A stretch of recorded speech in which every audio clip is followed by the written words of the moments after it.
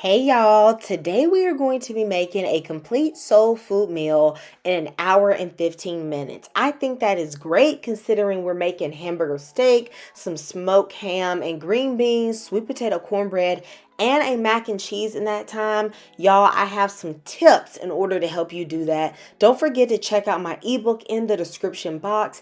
And we're going to get started with the green beans first because these can be simmering away while everything else is cooking. So I'm adding a tablespoon of unsalted butter as well as half of a chopped onion. And I'm going to saute this in a pot for just about 2 minutes or so.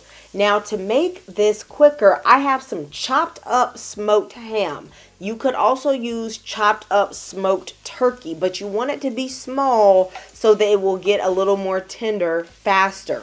I'm going to just saute this for about a minute to warm it up, and then I'm going to add a little bit of Creole seasoning. Don't get too crazy with it. You know, the smoked meat has some salt, and I'm also going to be using about a teaspoon of low sodium chicken bouillon. Now, to really save time here, we're going to be using some pre-washed and snapped green beans. Now, of course, I am going to wash them again and I'll give them a little look over to see if they have any ends on them. But y'all, you don't have to chop every leaf in order to be a good cook. Use the shortcuts that the store has given you. That is going to save you time.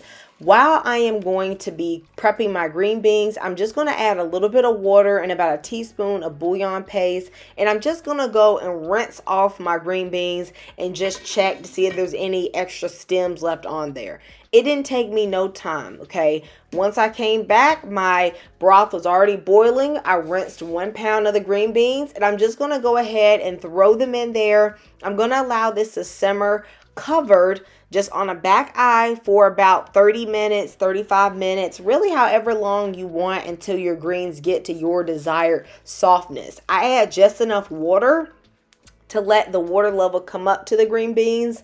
And if you need to adjust the taste later, just add a little bit more Creole seasoning.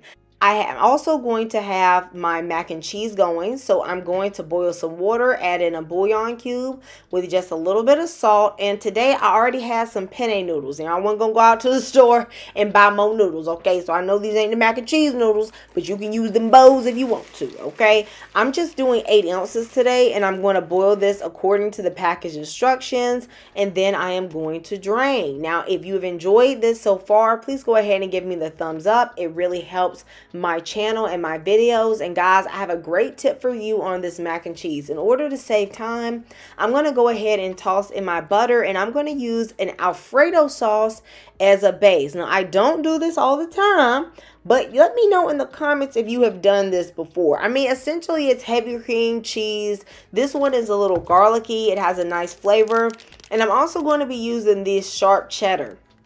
That Alfredo sauce is going to add some creaminess, and we're not making a roux. Y'all, this is dump and go, baby. Okay, so I'm putting in this whole 24-ounce jar, and then I'm just going to add in some of the cheddar cheese. Now, of course, you could use grated cheddar cheese, but I didn't have that, and we're not going to waste no food, okay? Baby, we ain't wasting no food up in my house, okay? So I'm going to break up some of it, and then I'm going to mix it in.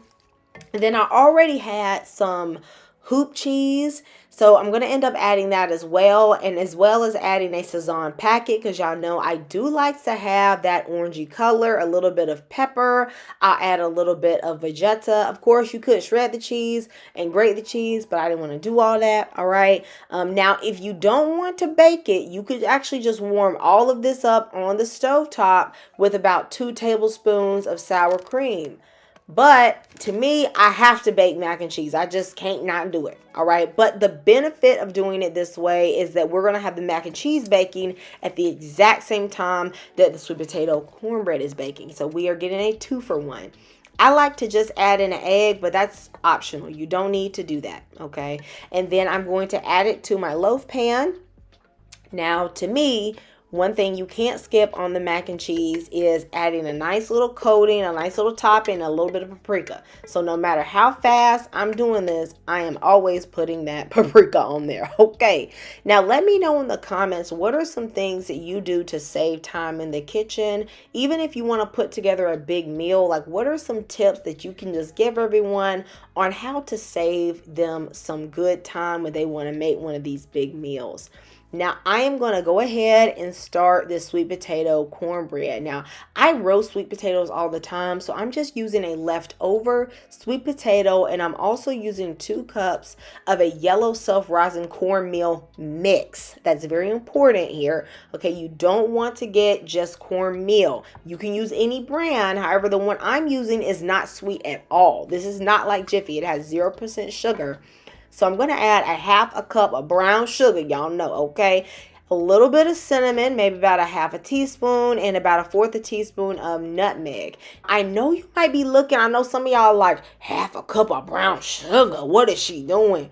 Baby, look, I'm telling you, it's not going to be sweet. This is actually a really good cornbread for the fall to even eat with some chili. I know it looks like a lot, but there is like no sugar in this cornmeal at all. So I have 1 cup of roasted sweet potato, just from day old sweet potato. You could also use some leftover candied yams. If you want, you could use the canned variety, but I don't tend to use canned yams.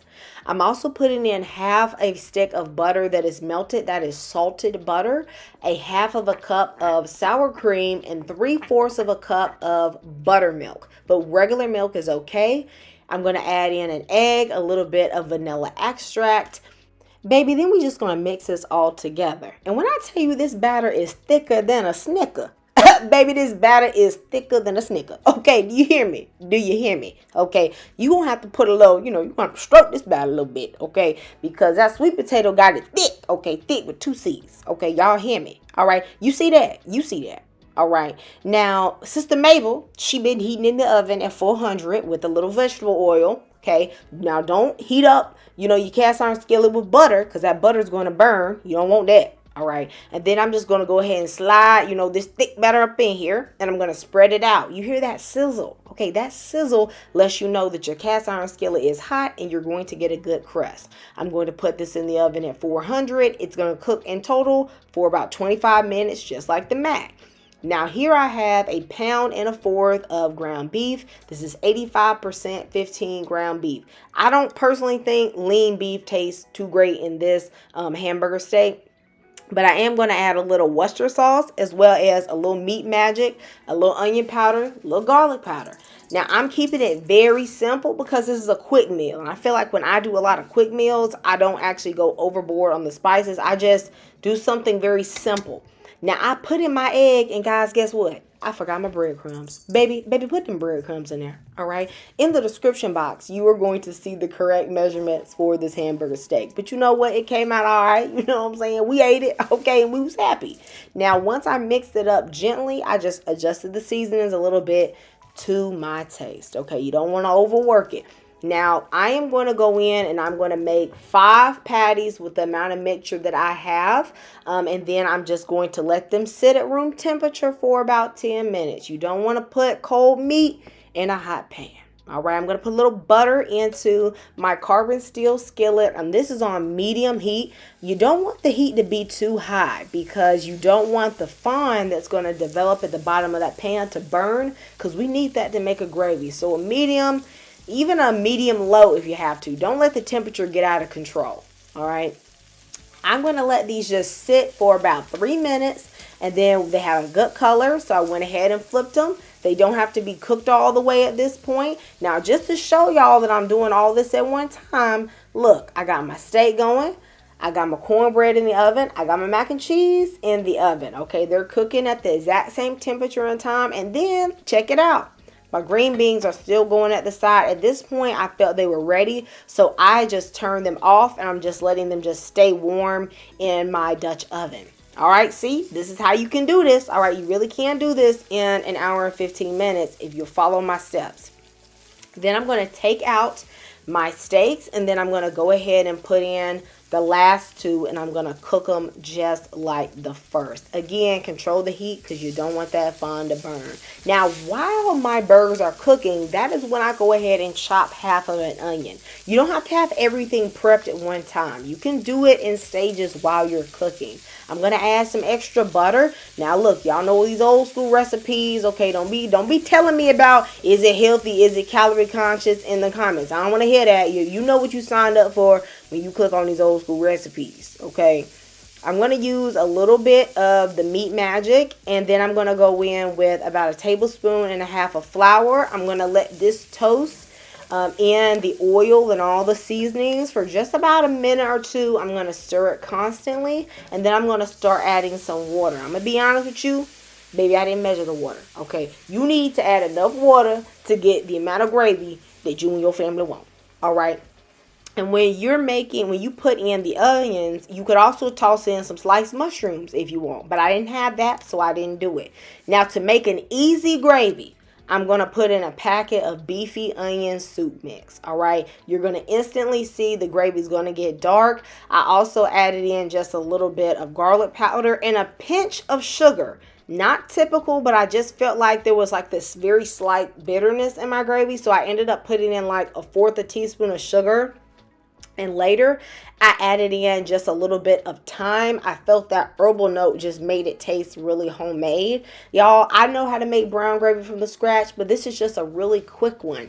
And so I hope you guys can appreciate this quick gravy. I let this simmer just for about 10 minutes to let all the flavors come together. And by that time, my cornbread was ready, Freddy, baby. Baby, when I tell you this looked good, I spread on some butter that had a little bit of maple syrup in it, that real maple syrup, okay, to give it that good, fall flavor. And then I cut me a piece, y'all. This was moist and delicious. And don't even get me started on this mac and cheese. Now, this was a quick mac. You saw me throw it together with the alfredo sauce. But to me, this is a very tasty quick mac. It's still cheesy, and nice and easy. Look at me rhyming. Okay, I could be Dr. Seuss. Now, guys, let me know if you're going to make this quick and easy meal. And if you enjoyed this, I love you. Jesus loves you. God bless you all. I appreciate you so much for watching my channel, and I love you so much. And I know I'm going to see you next time. Goodbye.